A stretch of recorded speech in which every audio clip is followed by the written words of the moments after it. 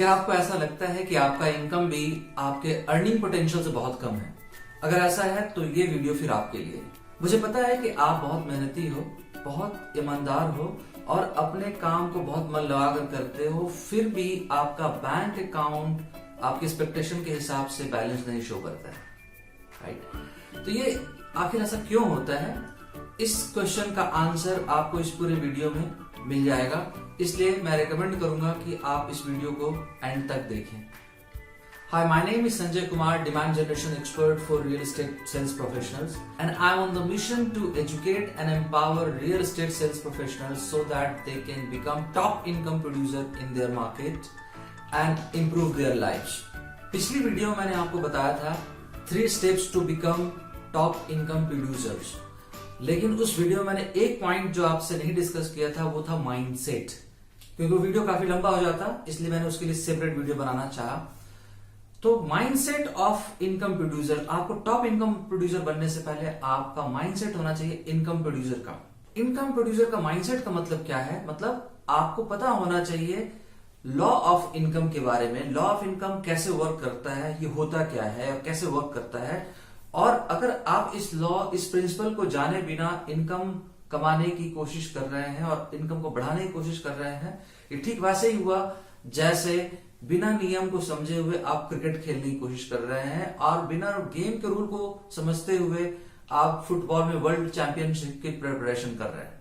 आइए इस नियम को हम लोग समझते हैं डिटेल से। और साथ ही मैं आपको बता देना चाहता हूं, अगर आपने मेरी पिछली वीडियो नहीं देखा है 3 स्टेप्स के बारे में, तो आपके लिए मैंने लिंक यहाँ पे डाल दिया है, आप उसको जरूर देखें ताकि आपको ये सीक्वेंस समझ में आए कि इस वीडियो में मैं क्या और किस कॉन्टेक्स्ट में आपसे बात कर रहा हूं। तो आइए हम लोग समझते हैं प्रिंसिपल ऑफ इनकम क्या है और लॉ ऑफ इनकम क्या है। तो point number 1 of law of income, note it down. आपको ये पॉइंट्स बहुत काम आने वाले हैं, इसलिए आप इसको लिख लीजिए कहीं पे। Income is always generated from an asset. Income is always generated from an asset, right? मैं इसको एग्जाम्पल से समझाऊंगा, लेकिन आप अभी समझें कि किसी भी तरह का इनकम, जो मंथली इनकम, वीकली इनकम और डेली इनकम, ये कोई ना कोई एक एसेट जनरेट करता है। That's the first point of law of income. जैसे अगर आपके पास एक प्रॉपर्टी है जिसको आपने लीज आउट कर रखा है, तो प्रॉपर्टी आपका एसेट हो गया और रेंट और लीज जो आपके पास आ रहा है वो इनकम है। मतलब ये लीज कौन जनरेट कर रहा है, ये रेंट कौन जनरेट कर रहा है, ये एसेट जनरेट कर रहा है। पॉइंट नंबर 2 बताता है कि the amount of income is proportionate to the value of the asset. The amount of income is proportionate to the value of an asset. कहने का मतलब कि ये इनकम कितना होगा, ये इस बात पे डिपेंड करेगा कि वैल्यू ऑफ एसेट क्या है। Point number 3, value can be increased or decreased. Value can be increased or decreased. किसी भी एसेट की वैल्यू को बढ़ाया भी जा सकता है और वो घट भी सकता है। Point number 4, value is not what you feel, value is what market perceives. कहने का मतलब किसी भी एसेट का क्या वैल्यू है या उसकी क्या प्राइस है, ये इस बात से फर्क नहीं पड़ता है कि आप क्या उसके लिए फील करते हो। इस बात से फर्क पड़ेगा कि मार्केट उसको कितना वैल्यूबल समझती है, मार्केट क्या परसीव करती है उस पर्टिकुलर प्रोडक्ट एंड सर्विसेज जो आप रेंडर कर रहे हो मार्केट में। तो ये 4 बेसिक पॉइंट्स हैं लॉ ऑफ इनकम के। अब आइए इस पॉइंट्स को हम लोग एग्जाम्पल से समझते हैं। लॉ ऑफ इनकम का पहला नियम बताता है कि income is generated from an asset. मतलब आप जो भी इनकम जनरेट करते हैं, चाहे वो salary, wages, interest, dividend, rent, ये सभी किसी ना किसी एसेट से ही आते हैं।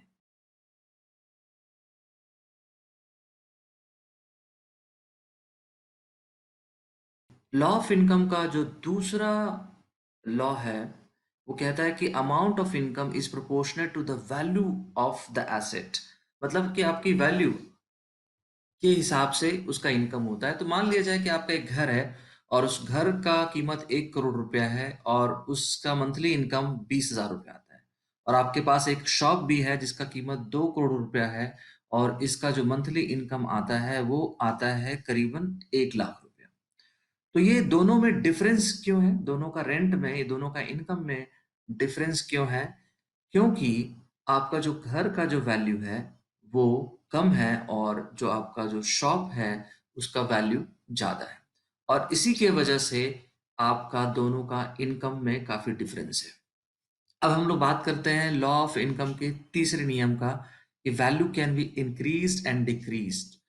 मान लिया जाए कि आपका जो घर था उसकी जो वैल्यू 1 करोड़ ही था और उसका मंथली रेंटल 20,000 रुपये ही आता था, लेकिन हमने क्या किया, इस घर को तोड़ करके यहाँ पे एक होटल बना दिया और इस होटल का जो प्राइस है वो है 10 करोड़ रुपया, इसका वैल्यू है 10 करोड़ रुपया और इसका जो मंथली इनकम आने लग गया वो आ गया 5 लाख रुपया। अनफॉर्चुनेटली उसी होटल के बगल में एक ग्रेवयार्ड बन जाता है, कब्रिस्तान बन जाता है, जिसके वजह से क्या होता है कि उस होटल में लोगों का आना-जाना कम हो जाता है और वहाँ का कस्टमर्स की इंक्वायरीज़ कम हो जाती है। वहाँ पे लोग बुकिंग कराना बंद कर देते हैं, सेल्स ड्रॉप हो जाता है, मीन्स इनकम कम हो जाता है। इसका मतलब इस ये इनकम क्यों कम हुआ? क्योंकि जो वैल्यू है उस होटल का डाउन हो गया, कम हो गया, सिर्फ़ इस वजह से कि वहाँ पे ग्रेवयार्ड बन गया। लॉ ऑफ इनकम का जो फोर्थ रूल है वो बताता है value is not what you feel, value is what market perceives. इसको हम लोग ऐसे समझते हैं कि अगर आपके पास पानी का बॉटल है और आप समझते हैं कि ये तो फ्री में आता है, इसको कौन खरीदेगा, तो ये this is what you personally feel, मतलब आपको ऐसा लगता है। लेकिन अगर आप सेम पानी के बॉटल्स को आप किसी डेजर्ट वाले इलाके में ले जाकर के बेचते हैं जहाँ पानी की बहुत कमी है, तो इसी पानी के बॉटल के एक बॉटल के लिए भी लोग आपको 500 रुपए देने को तैयार हैं। इसका मतलब क्या हुआ कि आप जो फील करते हो उससे फर्क नहीं पड़ता है, मार्केट क्या फील करता है उस एसेट के लिए, उससे फर्क पड़ता है। होपफुली आपको ये एग्जाम्पल समझ में आया होगा कि किसी भी एसेट से इनकम को कैसे जनरेट किया जाता है। लेकिन पॉइंट ये है कि ये वीडियो मैं इसलिए बना रहा हूं ताकि मैं आपको बता पाऊं कि आप अपनी इनकम को कैसे बढ़ा सकते हो। अगर आपके पास एसेट नहीं है तो मैं आपको एक सीक्रेट बता देता हूं कि इकोनॉमिक्स की दुनिया में, पैसों की दुनिया में ह्यूमन रिसोर्स को एसेट समझा जाता है। मैं और आप एसेट है और इनकम, जो एक एग्जाम्पल मैंने आपको समझाया था कि वो income is the result of our value, personal value. तो मेरी अगर इनकम कम है तो इनकम इज, नियम को आप याद रखिए, income is proportionate to the value of asset. The amount of income is proportionate to the value of the asset. कहने का मतलब अगर आपका 50,000 रुपए महीने का इनकम है, इसका मतलब है this is what market perceives. आप अपने आप को कितना वैल्यूएबल समझते हो इस बात से फर्क नहीं पड़ता है, मार्केट आपको क्या परसीव कर रहा है as an asset, based on that आपका इनकम डिसाइड होता है। तो इसमें किसी और का कंट्रोल नहीं है। किसी मार्केट में मंदी है, मार्केट में लोग प्रॉफिट देना नहीं चाहते हैं, मार्केट में सैलरी ज्यादा नहीं देना चाहते हैं, no no no no no no, ऐसा बिल्कुल भी नहीं है।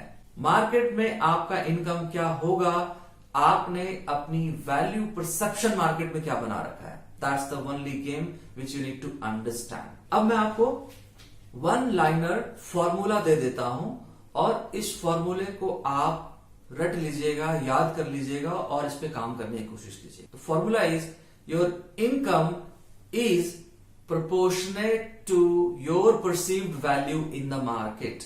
याद कर लीजिएगा इस नियम को, your income is proportionate to your perceived value in the market.